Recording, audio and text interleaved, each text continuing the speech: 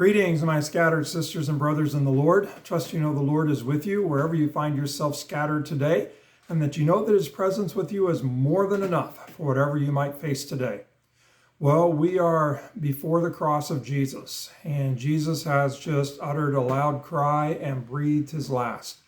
And the curtain in the temple was torn into from top to bottom. And there is a Roman centurion who is standing in front of Jesus, overseeing the crucifixion of Jesus and the other two criminals at his side. And I want to read, it's Mark chapter 15, and I'm going to pick it up at verse 37. And when Jesus uttered a loud cry, he breathed his last. And the curtain of the temple was torn in two from top to bottom. And when the centurion, who stood facing him, saw that in this way Jesus breathed his last, he said, "Truly, this man was the Son of God." So, pretty amazing that the Roman centurion who is overseeing Jesus' death sees how Jesus dies and comes to faith, comes to the place where he confesses that truly this man was the Son of God. And that is just mind-boggling that at the cross, the Roman centurion sees and recognizes Jesus as God's Son. So many people there at the cross were wanting to see a sign. If you come down, we'll see and believe. He saved others. He can't save himself. And yet Jesus going to the cross, dying, the Roman centurion overseeing his execution, comes to the place where he recognizes Jesus is the Son of God. Not sure everything to do with that. You know, I love a good miracle story, but we had a lot of miracles where people were amazed, but I'm not sure anybody came to faith. But here at the cross, where there kind of is no miracle, or at least not the miracle that everyone wanted, the Roman centurion comes to faith. Pretty interesting. Sometimes we struggle trying to figure out who Jesus is.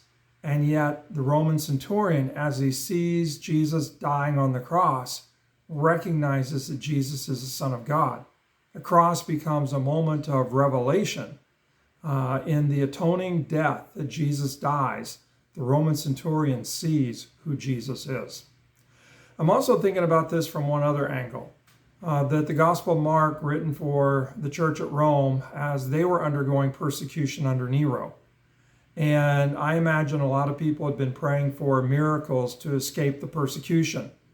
And those prayers didn't always get answered, that there were Christians who were executed.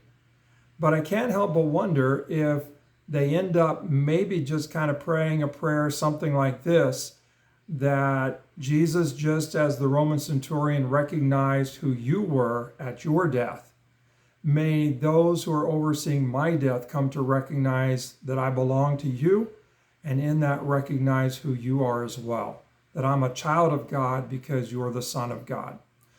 And I think about that in terms of our lives today. I don't know anybody that has been executed, personally executed for being a Christian. But I know sometimes the miracles that we're hoping for, praying for, don't actually come. I know sometimes there ends up being a lot more suffering than we desire, a lot more rejection than we desire, that we don't always get our prayers answered the way we want them answered. But I'm hoping that as people look on and see us, whether it's dealing with suffering, whether it's dealing with sickness, whether it's dealing with rejection, some unanswered prayer, I hope people recognize, wait a minute, the way they're dealing with it, truly they are a child of God. And in that they come to see that Jesus is the Son of God. So wherever you find yourself scattered today, pause for a moment. The centurion recognized Jesus as the Son of God as he saw how Jesus died. The cross was a moment of revelation. And maybe, just maybe, whatever suffering we face, maybe that will be transformed into a moment of revelation as others watch to see how we do. God bless. Have a great day.